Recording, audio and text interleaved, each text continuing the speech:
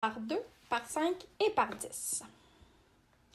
Donc, quand on veut faire des groupements de 2, il faut encercler 2 objets à la fois. Donc ici, je vais compter combien j'ai de pommes en faisant des groupements de 2. Donc, j'encercle 2 pommes, comme ça, jusqu'à temps que j'ai encerclé tous les objets que j'ai.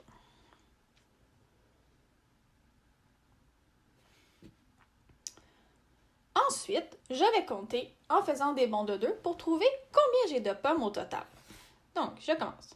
2, 4, 6, 8, 10, 12. Donc, j'ai 12 pommes en tout. Ça a été un peu plus rapide que si on le comptait un par un. Maintenant, par groupement de 5. Je vais faire la même chose que pour les groupements 2. C'est juste qu'au lieu d'encercler 2 objets, je vais en encercler 5. Donc, ici, je vais compter combien il y a de pizzas. Donc, je m'assure d'encercler 5 objets à la fois. C'est très important. Tu peux les compter avant de les encercler.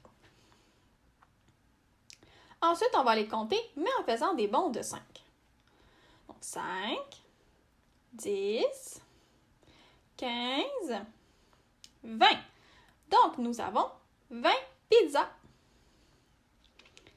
Maintenant, le groupement par 10.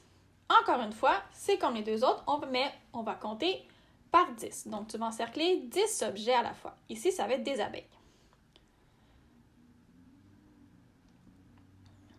Donc, c'est très important de t'assurer qu'il y a vraiment 10 objets quand tu vas les encercler. Donc, lui, c'est très important de les compter avant. Tu peux mettre une petite barre sur les objets que tu as déjà comptés et de bien encercler. Ce qui est important aussi quand tu as beaucoup d'objets, c'est d'encercler des objets qui sont très proches l'un de l'autre. Donc, si tu allais encercler une abeille qui est en haut puis une abeille en bas ensemble, ça ne fonctionnerait pas, mais il faut que tu t'assures que ça soit toujours des objets qui sont très proches. Donc là, on va pouvoir compter en faisant des bonds de 10. 10, 20, 30, 40, 50. Donc, nous avons 50 abeilles.